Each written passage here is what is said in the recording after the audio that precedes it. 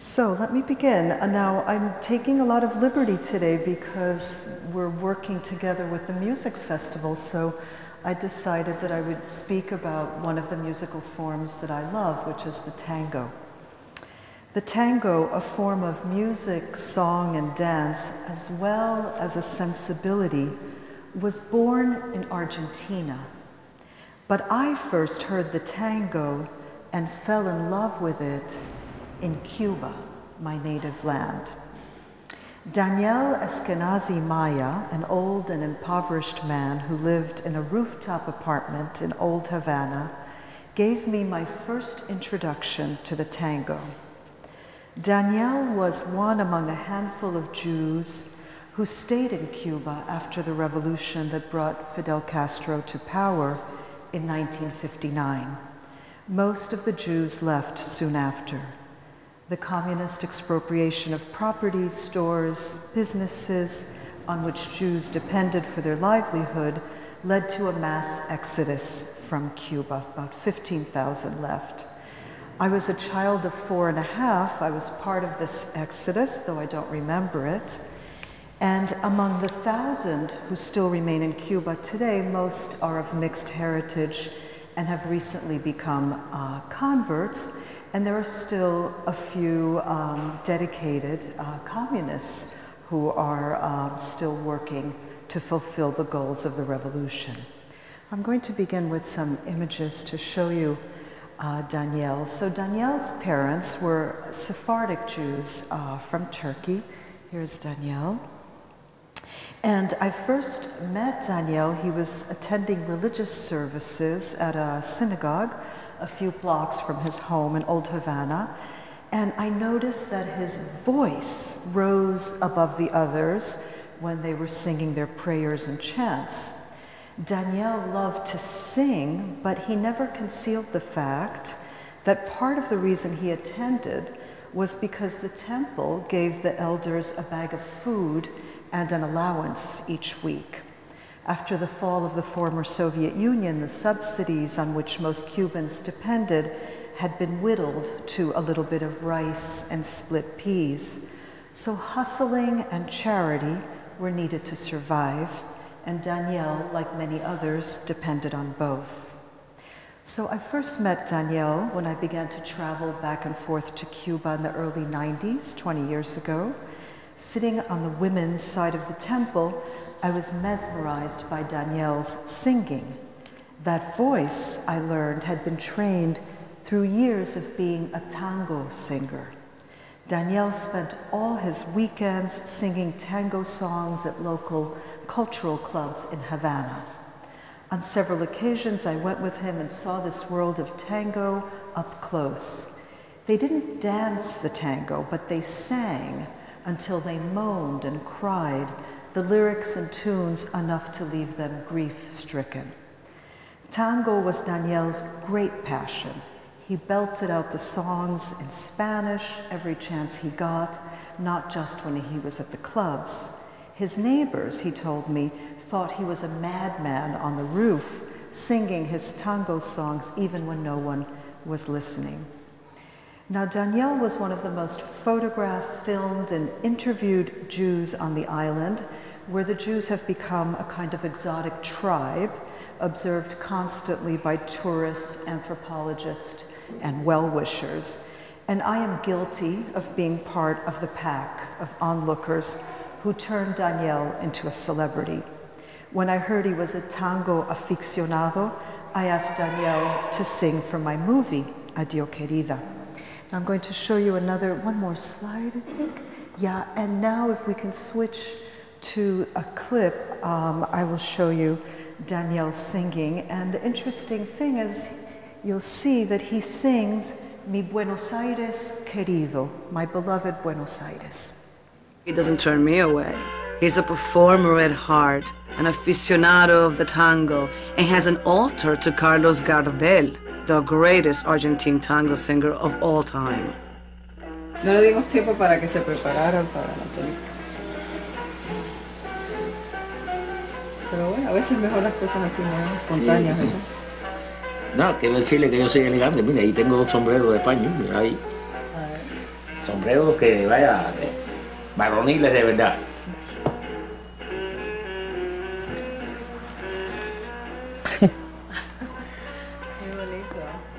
Buenos Aires, la reina del plata. Buenos Aires, mi tierra querida. Escuchad mi canción, que con ella va mi vida. No quiero mentir, a mí el tango me da ánimo para vivir. Porque cuando estoy muy triste, más o menos tararé un tanguito, me pongo a cantarlo aquí, y me dicen la gente, coño, polaco, tú estás loco. Okay. Now, what I love about this moment is that he sings Mi Buenos Aires Querido with the broken-hearted nostalgia of an immigrant, but he had never been to Buenos Aires. In fact, he had never been anywhere but Cuba. And so, so I thought that was so wonderful, this expression of desire for a homeland that he didn't lose. And later on, in July of 2008, after I finished my book, An Island Called Home, which featured a chapter about Daniel, I went to visit him, and I learned that by then he was very ill and recovering from heart surgery, and he was struggling to get used to a pacemaker while suffering from severe asthma. Now I have some other pictures, if we can go to the next. Oh, sorry, this was actually supposed to go back before. I just wanted to show you the tremendous interest that there is in this tiny community in Cuba of 1,000 Jews. You can go to the next slide. So there's been just all of this support and interest in this community. They've kind of become like the Kung of the Kalahari Desert. Everybody goes to see this exotic community. Go to the next, and to the next. Right, so here is Daniel now in 2008, and so he was barely able to leave his bed by this time, and his rooftop home had become a prison. He couldn't go down the stairs anymore to reach the street. And go next slide. And neighbors who had ignored him before, thought he was crazy, were now waiting for him to die to see what meager goods or money he might have left behind. And I knew that this would be the last time that I would see the man from whose lips I first heard the tango. Yeah, and here he's holding up a picture, a little fan with the picture of Carlos Gardel, the great tango singer of all time. So thanks to Daniel, I've come to love the tango. I love its melancholy, I love its lyrics, which express an obsession with lost things, lost places, lost passions, and inconsolable goodbyes. I love the dance because you move through space with another person of the opposite gender in a silent yet meaningful conversation, embodying loss and time's inevitable passing in the 3 or 4 minutes that a tango lasts. All the while, you stay loyal to the rhythm of the music, haunted with farewells and the longing to return to memories better left forgotten. Next slide. So I took up dancing the tango at a time in my life that was very painful for me as a mother. This is my son, you see in this picture. My son Gabriel, who was then 12 years old, he was a gifted natural athlete, and he seriously injured his knee, his ACL, if you know, anterior cruciate ligament. I learned all about it. He injured his ACL in a sports accident, and he could no longer play sports. So it became wrenching to pass a soccer field, to see the kids playing basketball at an outdoor court. These activities were forbidden to Gabriel. He never complained, but I'd notice a cloud of sorrow pass over his eyes as we drove past and saw other children sweating from the strenuous physical activities that he loved and had once excelled at. So while my husband was more relaxed about what had happened to Gabriel, I found it very distressing. And I think a large reason for that was that I was injured as a child, At the age of 9, we were in a car accident in New York, and I had a complex fracture of my right leg. And I had to be in a body cast for a year. And then it took me another year to learn to walk again. And my destiny completely changed after that. I became sedentary, I was afraid to fall and hurt myself, and I became a girl whose greatest pleasure was reading books. And so when my son was injured, I wasn't ready to see my son's destiny change. I wanted him to be the athlete that I had not been. So who could have predicted that in my 40s, I would take up the sensual pastime of dancing tango? I had reached the age when I should have been reading the Kabbalah. Instead, a couple of times a week, I joined a bunch of strangers who patiently tried to balance each other's bodies in space while listening to sad songs from Buenos Aires. A friend in Michigan had told me about the local tango club headed by a woman from Argentina who had recovered from a serious leg injury. "I bet you'll love it," she said, and she was right. "But they say you can love the tango, but the tango doesn't necessarily love you back." That's how it was for me. For years, tango was my greatest unrequited love. I hobbled around the dance floor as heavy as furniture that had to be lifted and carried, and that's what men say when you can't dance, that you're like furniture. They have to lift you and carry you.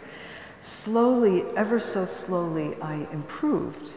Once I could do basic things like walking backwards in high-heeled stilettos and keep my posture and embrace from sagging while being led into moves that made me feel I was about to levitate. Then tango became an essential form of self-expression.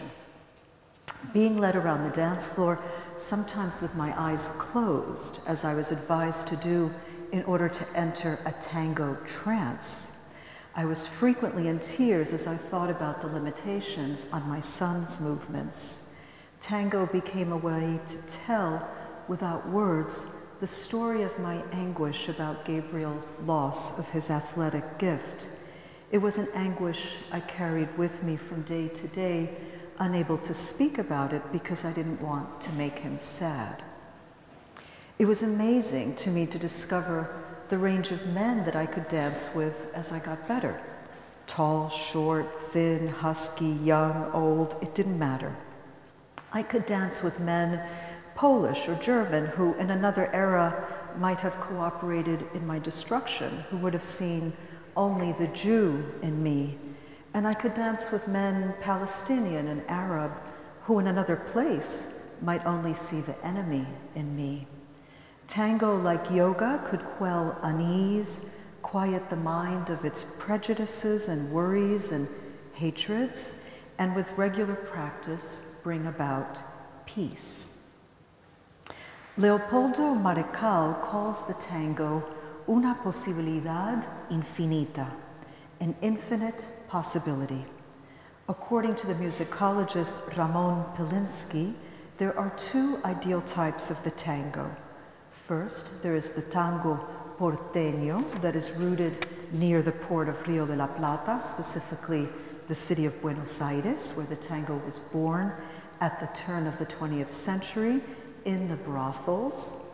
Then there is the nomadic tango, the tango that has been dispersed around the world in diasporas upon diasporas, re-territorialized amidst different skies and seas, as Argentines have moved from place to place, taking the tango with them, and as foreigners from everywhere have felt themselves drawn to the tango and have carried it to unexpected locations. So the tango is an example of culture as a mobile thing, as a movable thing. We talked about cultural diversity, Professor Sperber, about cultural diversity and cultural stability, but we also have cultural mobility and how culture travels. And these last few days, I've been taking the opportunity, since I'm here in Finland, to listen to Finnish tango, which everybody seems surprised that I like it so much. And I think it's wonderful. I think the Finns are in a contest with the Argentines to see who can be more melancholy about the tango, and it's wonderful. So I've been enjoying listening to this music, and the Finnish seafaring men brought the tango back at the beginning of the 20th century. They were probably in those same brothels with everybody else, and they reinvented the tango here in Finland, which I think is really wonderful. So there's probably no single musician and composer who's had as strong an influence on the global appreciation for the tango as Astor Piazzolla. And I think I have a slide, a picture of him. Here he is.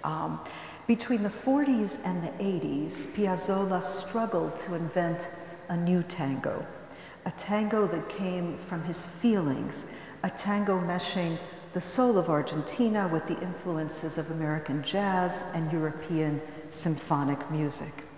The grandson of 4 Italian immigrants, an Argentine by birth and an immigrant child who grew up in New York, Piazzolla was equally fluent in English and Spanish. In fact, he lost his Spanish living in New York and then learned it again when he went back to Argentina.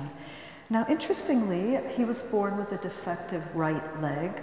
As a small child, he required several operations and leaving that leg 2 centimeters shorter than the other. While a boy in New York, his father bought him a bandoneon, this is the bandoneon, at a secondhand shop. And the bandoneon, as you probably know, the concertina was brought to Argentina by German sailors and Italian workers. And it's an amazing instrument that breathes in and out with an eerie likeness to human lungs. And it joins the violin, the guitar, and the piano to create classic tango music. And this gift to Piazzolla from his father delivered a strong cultural message. Don't forget the tango. Don't forget you are Argentino. And Piazzolla didn't forget. But he longed for a tango that was neither singable nor danceable, a tango that, quote, appealed to the ear rather than the feet, a tango that belonged not to the world of the cabaret, but in concert halls.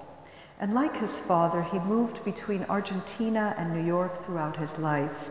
In addition, he spent many years living in Paris.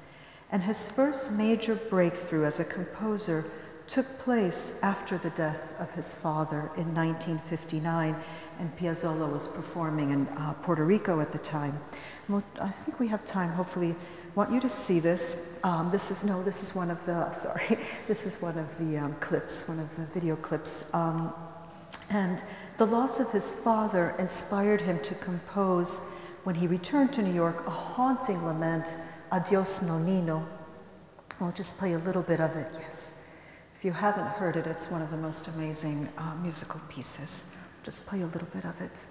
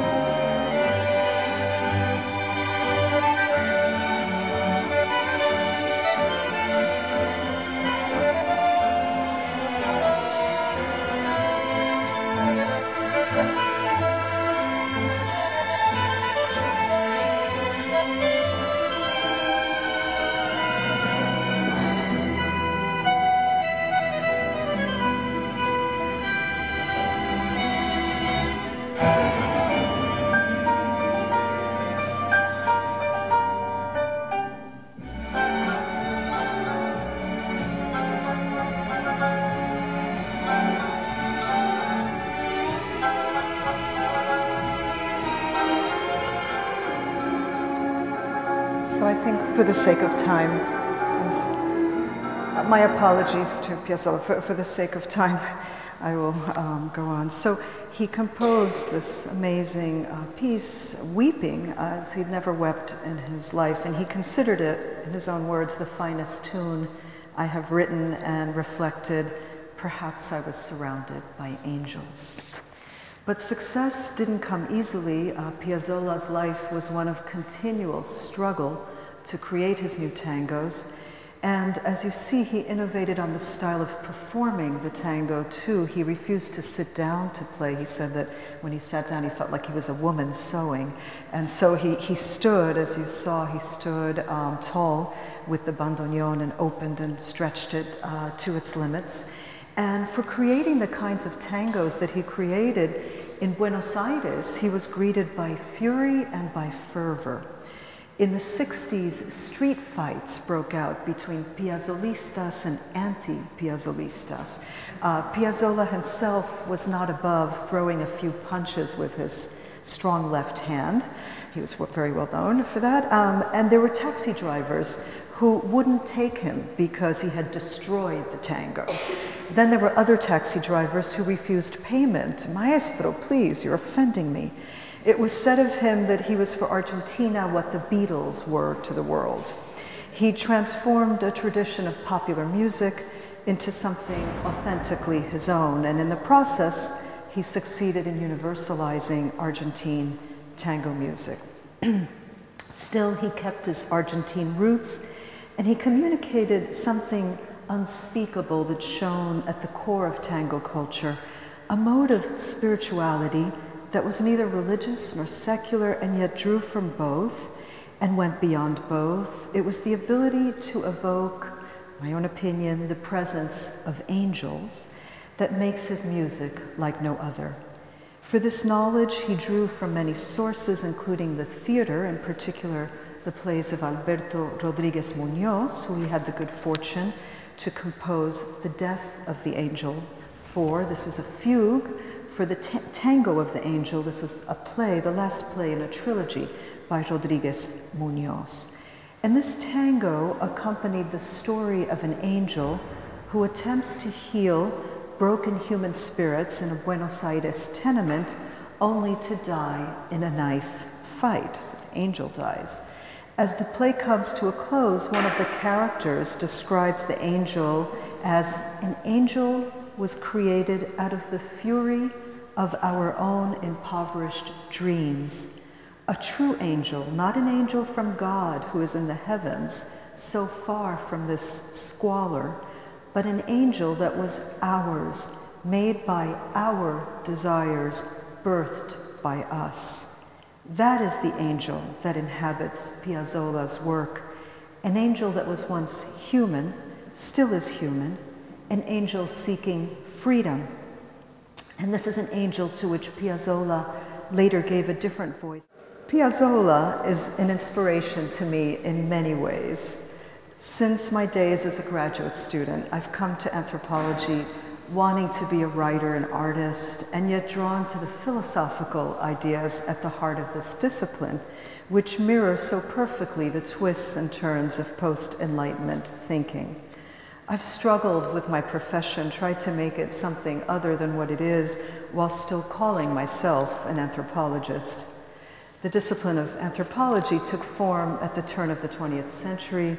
It was anthropologists, most of them privileged and well-educated white Euro-American men, who brought back dispatches from such places as New Guinea, Africa, Alaska, and South America, places that from a Euro-American perspective appeared to be at the ends of the earth. We'll go back to the PowerPoint now. Yeah, so next one. Yeah, so this was the era in which Robert Flaherty made Nanook of the North, a documentary about the Inuit or the Eskimo, premiering his work in Paris to great acclaim at the very moment when the smiling, good-natured man, the smiling, good-natured man he called Nanook, whom he lauded as a survivor of the wild north, was starving to death after a failed hunt. So anthropology took it upon itself to give meaning to what has come to be called the savage slot, constructing an other that existed in opposition to the West. The other had held on to ancient traditions and superstitions, and though mired in poverty, seemed to live contentedly in a world of enchantment. In contrast, the anthropologist and the society he represented had become modern and scientific. The enlightened condition of modernity ought to have guaranteed happiness and peace, but instead civilization had brought about anxiety and discontent. It was the search for an understanding of this paradox that inspired the journeys of the earliest anthropologists.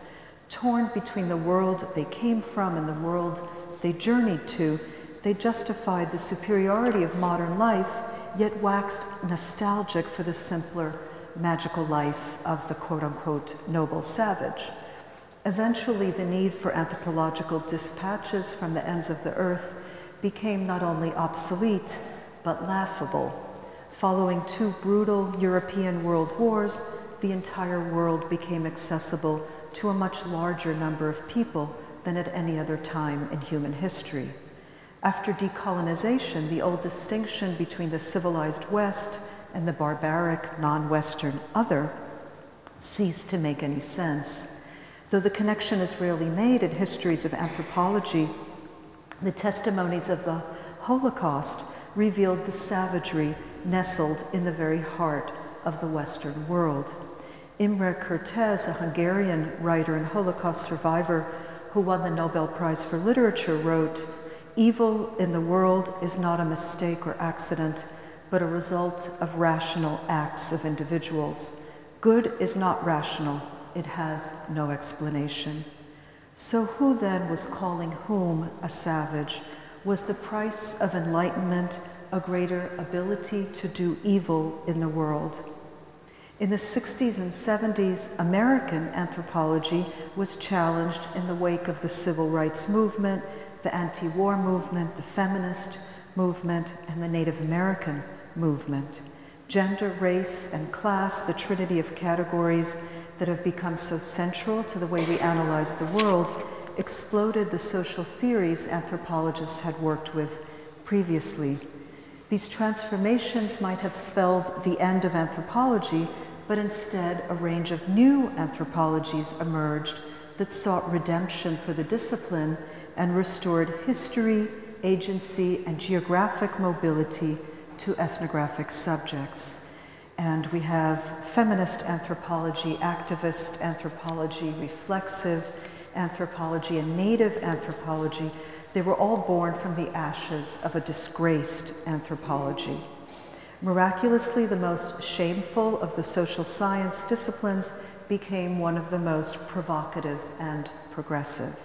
Now, cultural anthropology as a profession is more inclusive of people of Latin American, Asian, African descent, of women, even some Native Americans, and many people of working class background. Numerous scholars who in the past would have been seen as anthropological others. And I can't go into this now, but they have shifted ideas of what it means to be an insider to a culture and raised crucial ethical issues as well. So many of us feel, as I do, that at the core of what we do in anthropology is ethnography. And that is both a method for entering into the lives of others and an artistic form of expression, a way of telling a story. Ethnography emerges from a unique and fleeting encounter between an ethnographer and the individuals who choose to become the subjects of the ethnography. Like dancing a tango, where two people become one in their movements, ethnographies can lead us to a border where the story of the observer and the story of the observed threaten to blur and dissolve. Our lives become entangled in the lives of others, and we form messy, awkward, uncertain bonds. And somehow, from these bonds, we piece together a science, a social science, a human science. In my case, ethnography is very much a blurred genre, and I mix together, as you'll see from my talk today, ethnographic stories taken from field work with analysis, commentary, cultural criticism, family history, and personal reflection. So as ethnographers, we care about those often that no one else cares about. We love those who are unloved and rescue those who don't even realize they are lost. In the process, we learn to love and rescue ourselves and come closer to creating the homes, the intellectual homes that we need in order to be able to nourish our own spirits so that we can go on being such intensely caring listeners.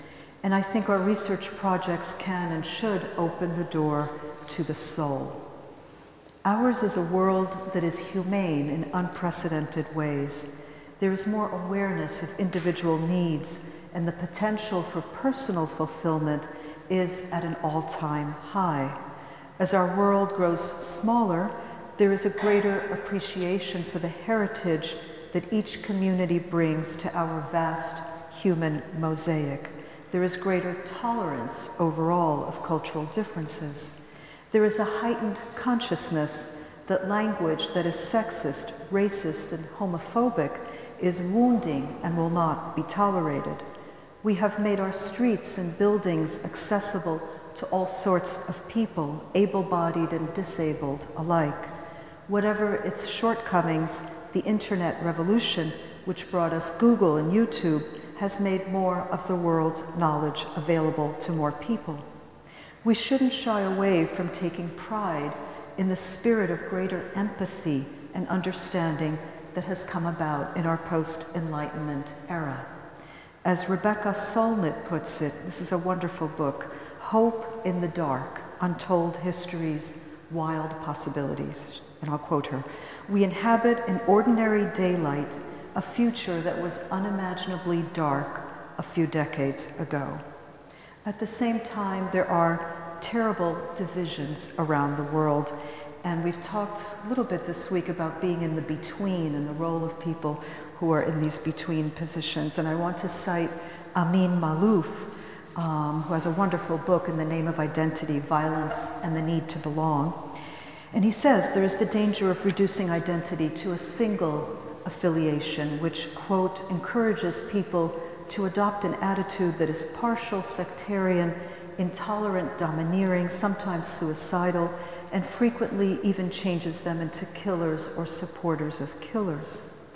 The recognition of mixed identity, on the other hand, helps to promote peace. As he notes, a man with a Serbian mother and a Croatian father, and who manages to accept his dual affiliation, will never take part in any form of ethnic cleansing. A man with a Hutu mother and a Tutsi father, if he can accept the two tributaries that brought him into the world, will never be a party to butchery or genocide. Air travel, the media, the web, and globalization have brought human beings closer, making possible numerous intercultural encounters that would have been inconceivable in the past. If tragedy strikes anywhere, we learn about it instantly.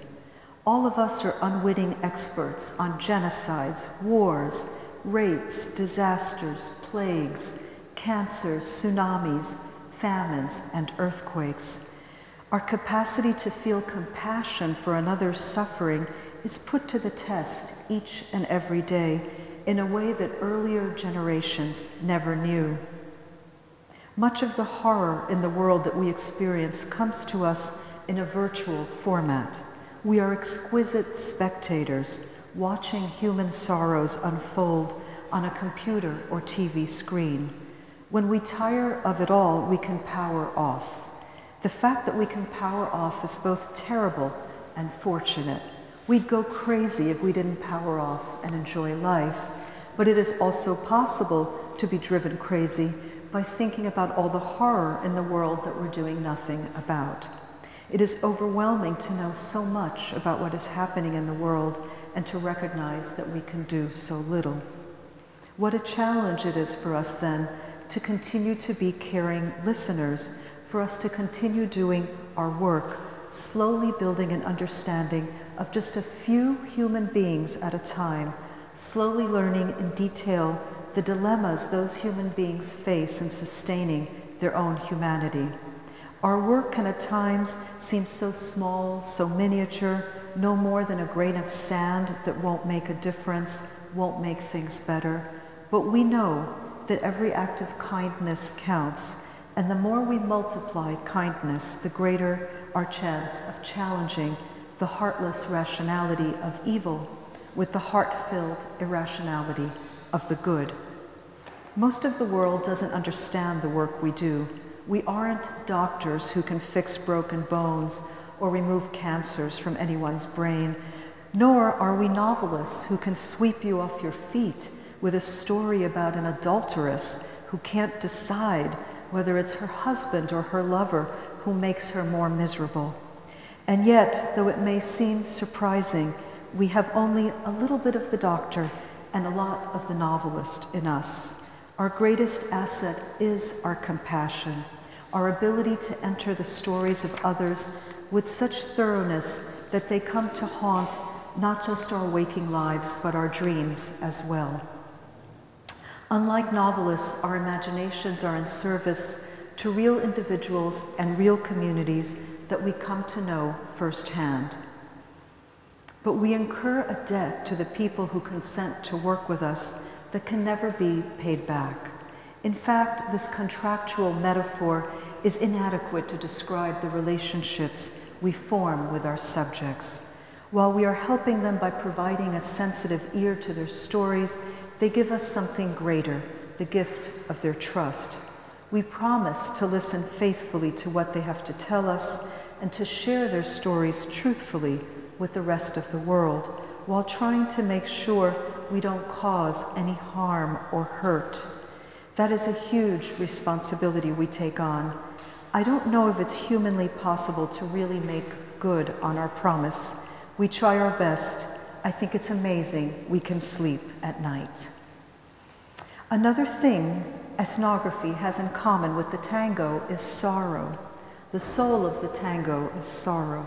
There is sorrow, too, at the soul of ethnography. Let's not forget Levi-Strauss and his sad Tropics. Loss is a classical trope of the ethnographic imagination. The practice of ethnography originated in the desire to salvage fragments of societies that appear to be on the verge of extinction. Ethnography engaged in a language of loss, of preventing loss, mourning loss, arriving in time to save cultures from oblivion. We'll go to the next slide. Sorrow and loss were emotions I felt very strongly when I started out in my career. Working in a village in León, in northern Spain, I found myself in the company of aging farmers who had an intimate relationship to the earth. I was very young when I first knew them, in my early 20s, and they took me in as a kind of granddaughter, and they showed me how it hurt your kidneys to pick potatoes, and how it also hurt to be left behind by everyone. They kept rabbits, chickens, pigs, sheep, and cows in stables adjoining their houses. The summer months were occupied with gathering hay, harvesting wheat and rye, caring for vegetable gardens, and picking pears, cherries, and apples. Winters, besides being long, were bitterly cold, and you stayed in the kitchen most of the day because it was the only room that was heated. This was the late 70s and early 80s when I was there. The post-Franco transition had just begun. And these farmers, I'll show some more pictures, these farmers felt abandoned by their children and grandchildren who had left the countryside for the city as part of a mass exodus. And out of nowhere, I appeared, sent there by one of my professors. Mysteriously, I was like an angel, asking them for their stories, to bear witness to their efforts to remain on the land at a moment when urbanization, the growth of commodity culture, and corporate globalization made it seem foolish and backward to continue to grow your own food in little villages where everyone knew each other. Just show you some more of the slides. Oh, I think there's, next one. No, go back. Okay, yeah. So it would take years, many years later, for the organic food movement to arise and for there to develop awareness about protecting the beauty of local spaces and customs. But back then, the villagers I met felt no pride. They were ashamed and humiliated to be working, as they often said, like brutes on the land, como brutos, like brutes on the land. And now we can show the next slide. Now, although I'd never lived in the countryside before, I wasn't a total stranger to the reality I was witnessing. I spoke Spanish, even if it was Cuban Spanish rather than Castilian. And the more time I spent in Spain, the more I thought about how, as a Sephardic Jew, I had a connection to this land and this people that went way back. My ancestors 500 years ago, before the expulsion, had thought of Spain as home. But this felt unspeakable to me. Living with farmers who were devout Catholics, I kept my Jewish claim to a connection to Spain quiet. I went to Mass every Sunday with everyone in the village. In fact, I can still say the rosary in Spanish. In the bedroom where I slept, I took down the crucifix each night and put it back in its place on the wall the following morning. Why did I act in this way? People had taken me in and come to accept me, and I worried about losing their protection and love. I worried about being expelled like my ancestors, and so I hid. I hid from them, and I hid from myself. The dissertation I wrote about the village was serious and scholarly. It led to my getting a job as a professor, but I was disappointed with it. I wished it had had more heart, more feeling. It was only when my lie exploded in my own face after my grandfather died in Miami while I was back in Spain doing more research on death customs that I began to do the writing that I really considered meaningful. My grandfather. I'd learned through field work to recite the rosary in Spanish and had come to know the Mass by heart, but I didn't know how to mourn for my grandfather as a Jew. I was an anthropologist who was ignorant about my own traditions. Writing about this realization in an essay I called Death and Memory was my first stab at being a vulnerable observer. This writing was still an act of cowardice. I never told anyone from the village that I was Jewish until many, many years after I completed my fieldwork. Now, so many years later, the grandchildren and great-grandchildren of the people that I knew in Santa Maria have found me on the internet, and they've written to thank me. The book I wish could have been better for this younger generation has become an important document about the traditions and way of life of their ancestors, whom I was blessed to know. And my being Jewish is no big deal to a generation raised on post-Franco liberalism and Almodovar movies. Recently, a young man from one of the neighboring villages who studied anthropology has taken it upon himself to translate my book into Spanish. That's the book. His dedication has moved me deeply. His attention to detail has been meticulous. And he did it, he says, for his father, because he wants his father to be able to read the book. This act of love is huge. It has reminded me that, again, at the core of ethnography is the gift of stories given, received, written down, not knowing who will need them. Again, as Rebecca Solnit says, quote, an essay, a book, is one statement in a long conversation that you could call culture or history. You are answering something or questioning something that may have fallen silent long ago, and the response to your words may come long after you're gone and never reach your ears if anyone hears you in the first place. No one is more hopeful than a writer. No one is a bigger gambler. So after the years in Spain, I went on to Mexico, and now it was a desire for feminist solidarity that drew me into a complex relationship with a Mexican street peddler named Esperanza. And Esperanza means hope in Spanish. Ethnography, like the tango, is an effort to find connection between human beings, but I soon discovered that not I, but Esperanza was the one who would establish the terms of our connection.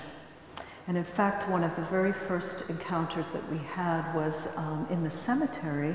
And you probably all know that the Day of the Dead is a very, very important holiday in Mexico, and she was there with a big bouquet of calla lilies to bring them to the gravestones of her ancestors, and I asked if I could photograph her because she looked very beautiful. She looked like a Diego Rivera painting with these big flowers, and she looked at me and she said, "What for?" And so that was the first complex tango, and asking me, well, what is my research for? And interestingly enough, that picture that I took, this was back when we used real film before digital, and that picture did not come out, so it was kind of a failed encounter. And so she never let me forget that even though I'm a Cuban immigrant, I could cross the border between the United States and Mexico, but she couldn't because she was poor. I was the one who could write her story, not she, because she is illiterate. And so she forced me constantly to reflect on my privilege as the writer and the ethnographer. And in that way, she helped me to write a daring book that questioned the act of writing another woman's life, as I still attempted to tell her life story.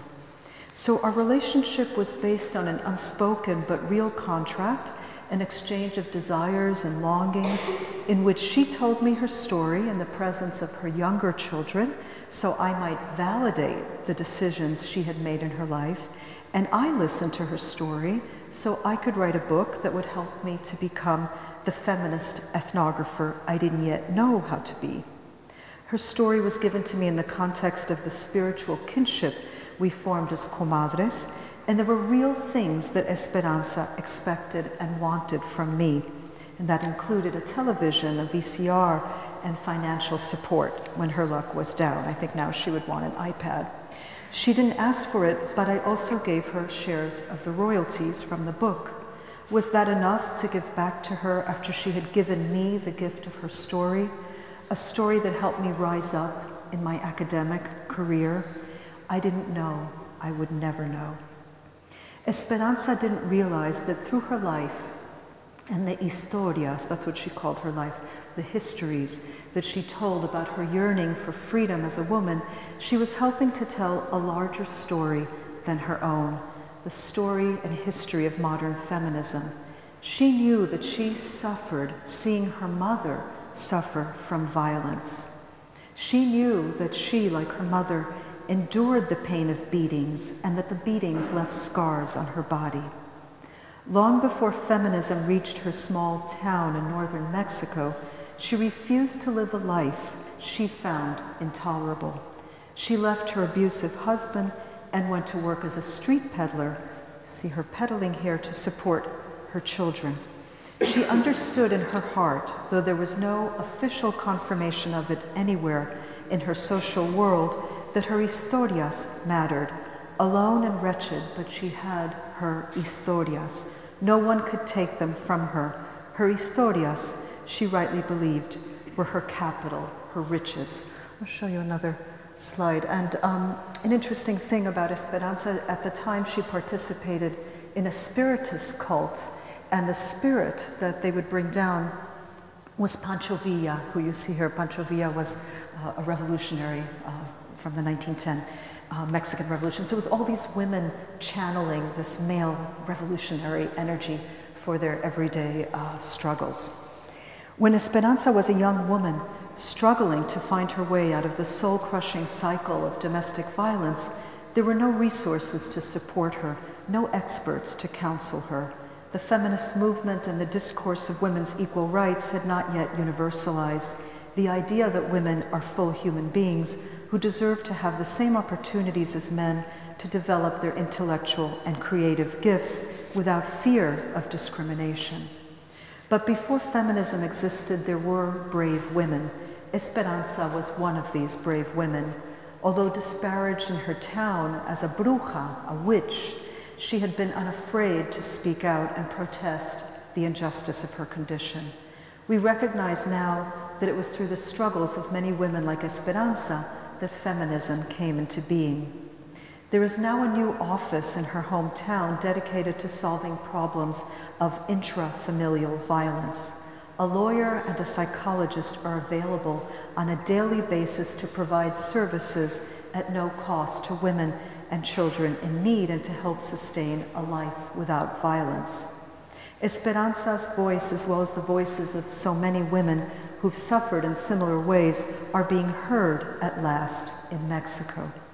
And translated Woman, the book I wrote, which I thought would mainly be of interest to people in Mexico, is now being read by women prisoners in American jails who find in Esperanza's story relevant clues to understand how violence in their own lives has led them to face imprisonment and diminished futures.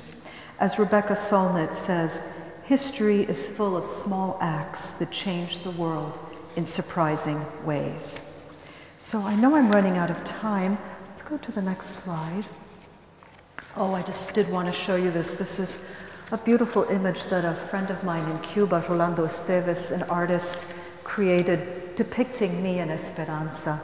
And I love it because I'm holding the tape recording machine or microphone, and there's a tear in my eye as I'm listening to her story.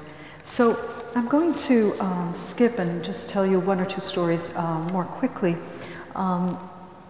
And this is another work of art by the same artist. And I don't really have a lot of time to talk about Cuba as I had hoped, but this is a great piece that shows the way I'm split. I'm holding two flags, the Cuban and the American flag. I don't know if you can see as well. There's a pine tree and then there's a palm tree on either side of this boat that he made. So I'll very quickly just tell you a story. So this is me as a child in Cuba, and I'm standing in front of one of the old synagogues in Havana. There were 5 synagogues in Havana. And as I started going back to Cuba, initially my desire was to stand in the same places where I had stood as a child and just see what would come back to me, since I don't really have any memories. And so I'm constantly looking for roots, and there's a poem that I didn't get to read today. It's called The Broken Streets of My City, because I now go to Cuba every year for 3 months. And last year when I was there, I'll go to the next slide too. I don't know if you can appreciate it from this slide, but this will come back to our discussion earlier about nature. But anyway, I tripped, I fell on the street in Havana last year, because what has happened is all these trees, these banyan trees, have incredible roots, and there isn't any money for cement. And so the trees, the roots of the trees are breaking through the cement. And if you don't watch where you're going, and I wasn't wearing high heels, I was wearing my sneakers, and if you don't watch where you're going, you will trip and fall in Havana on the street. And so I fell on the street in Havana, but also wanted to bring the image of roots to you here. And just tell you a quick story about when I started going to Cuba in the early 90s. I was the first person in my family to go back, and you may recognize that because of the US embargo against Cuba, it's very difficult to travel to Cuba from the United States, not true anywhere else in the world. So when I started going back, the first request that was made of me by my family, and this is my great aunt and great uncle who've since passed away, and cousin Alma, and that was my cousin Henry. Well, this little boy, Henry, he died in Cuba of leukemia in the mid-1950s, before we left Cuba. And so we left in the 60s and had never been back, and I started going back in the early 90s. And my aunt and uncle asked me to go to the Jewish cemetery, there's a Jewish cemetery outside of Havana, and to try to find the tombstone, the grave of their son. And so I went back, go to the next slide, and I found the tomb, and I brought back the photograph, and then eventually, shortly before they both died, they went back and visited the tomb of their son. And, but the most amazing revelation I had is that I reconnected with this lady, Caro, and Caro was the lady who took care of me as a child in Cuba. So she was my nanny. She's still alive. She's just turned 86. And one of the most amazing experiences for me was that she remembered all of us. I thought maybe she would not like me because I was part of the bourgeoisie and so on, and part of the class of people that left Cuba and wasn't part of the revolution and so on. But instead, she welcomed me with so much love, and she had held on to the pictures of my family. And the pictures of my family were in the same box with the pictures of her family, of her children. She has 2 sons and a daughter. And then I love this picture. My son Gabriel took this picture. She's holding up the photographs of my great-grandparents who were in Cuba. So it's this idea of memory can be held by others who are not necessarily of your community. So Jewish memory, in a sense, is being held by an Afro-Cuban woman who has chosen to remember us on the island. Anyway, these are just a few lines of a poem. We'll skip it because we don't have much time. Okay. And so just as I learned the other day with Ruth when we went to visit the synagogue here in Turku, and I'm going to do the same thing that Mikhail Zevi did, where we kept preparing to leave, and then he would say, wait a minute, I have one more story. And then we would start to leave. No, one more story. I'm going to do the same thing. I have one more story, and there may be one more after that. So forgive me, I don't even know. I've lost track of, and with jet lag, I don't know whether it's night or day. So anyway, so there's always one more story to tell. So here's one.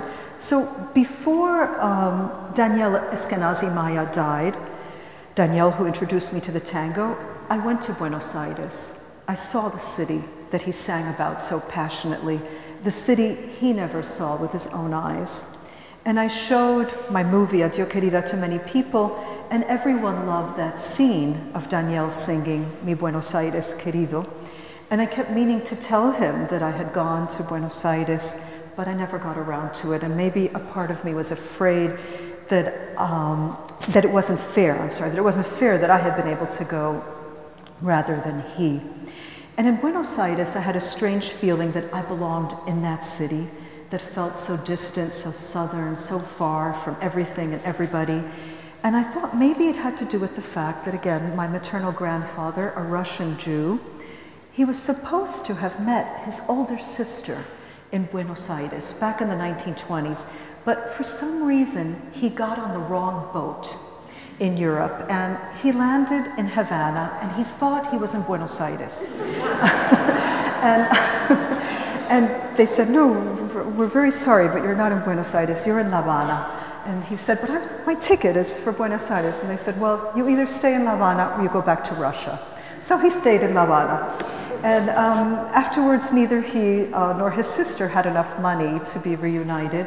So it was only many, many years later, after we had all immigrated to the United States, my grandfather was old, his sister was older, he finally got on a plane in Miami with my grandmother and went to see his sister.